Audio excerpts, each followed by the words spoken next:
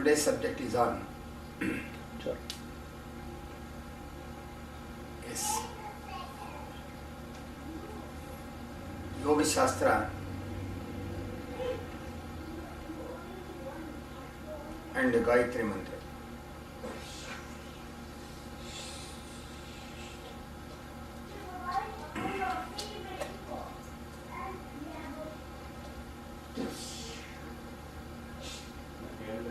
The purpose of knowledge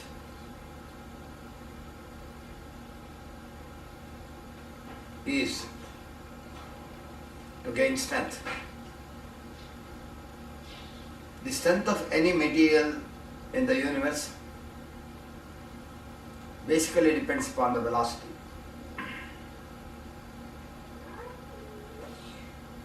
As we know that energy is equal to mc square or mv square. See the velocity. If the velocity is more, then the energy will also be more, because energy is directly proportional to the velocity. Whenever a work is carried out, or whenever we hear certain things, whenever there is a vision or any work that is done in the universe, will always be with the velocity. Consequently, a man working with highest velocity is the most strongest person. The man has got such an extraordinary quality in him that he can work beyond velocity of light. The Shastra aims at giving a knowledge beyond velocity of light. All Shastras in the Vedas have come on account of man moving beyond velocity of light, conquering the time, consequently defeating the concept of time. When once a man gets into this aspect of defeating the time, which is done in tapas, which is done in yoga, the man will be able to visualize the past, the present and the future. The Veda, which is basically the knowledge of the whole solar system, right from the birth of the solar system to the death of the solar system, is visualized by the man going beyond velocity of light and moving up to Sahasra. The creation of the man is something extraordinary.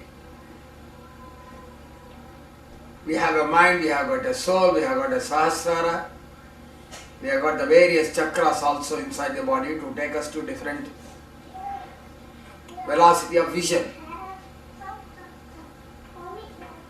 At the time of the creation, the man was so strong, since he was directly created by the Almighty.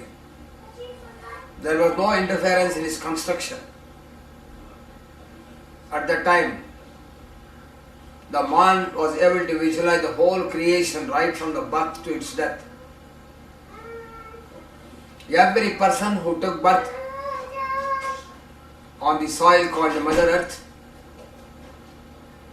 was as mighty as the Almighty and also as knowledgeable as the Almighty.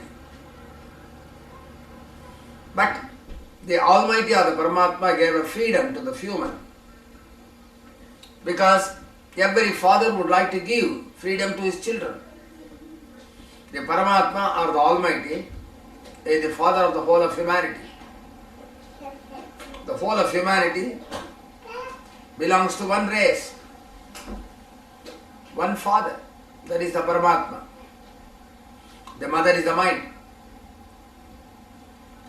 So with the mind he said, you can come and work with me increase your quantum of energy, come and see me, you can see whatever I can visualize. You can visualize whatever that has been created. You can experience what has been created.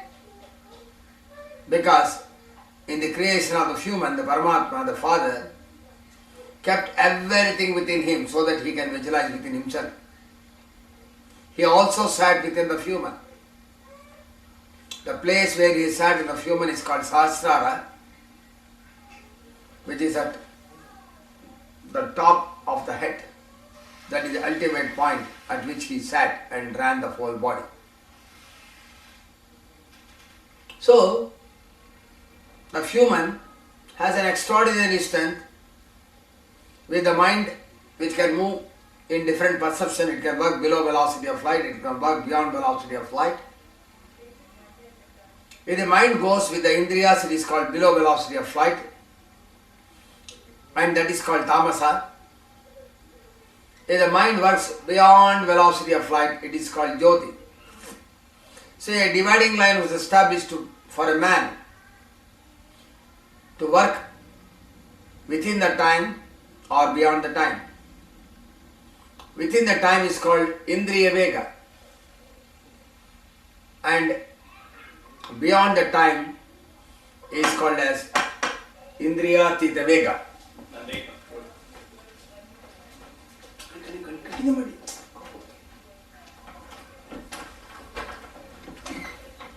Hello, please.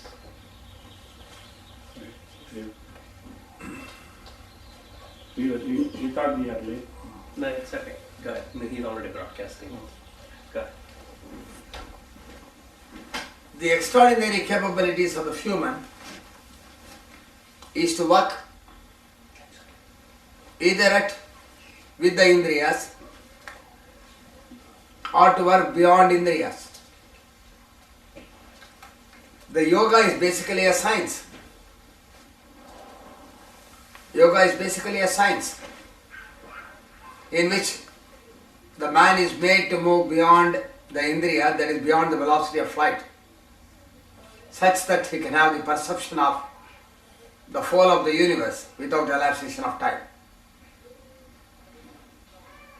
The yoga consists of two words, two letters. One is called as ya, the other is called ga. The 5 pranas in the body which activates the human body, represented by prana, apana, vyana, samana and udana. These are the 5 energies that exist in the body. If all these 5 energies are integrated and converted, represented in sound, we get one letter that is called as ya. Ya means pancha pranas. The man operates with the 5 pranas. And these pranas represented in sound is what is called as ya.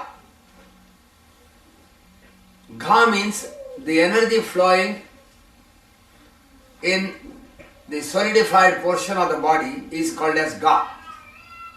So from the solidified portion of the body, that is from the bone, muscles, then the fluid called the blood, then the plasma system called the nervous system, we have to go beyond that. The Vedic terminology call these things as solid as buhu, the fluid as bhuvaha, the nervous system which carries the electromagnetic energy of the neurons is called as suvaha. And when these 3 energies are integrated and taken to a higher level, it is called as the biggest energy that a man can generate. It is called mahaha.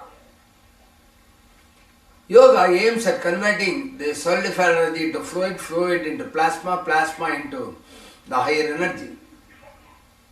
So you have to start from the solid energy, that is called as ga, that is the base from which you start the energy, that is why you have got the asanas. So ya is panchaprana, ga is the energy of the physical matter in the body. When this is raised up, rising up is always represented by a letter called as O. O means Akash. O means the sky. O means the ozone. So if you rise to that level, that process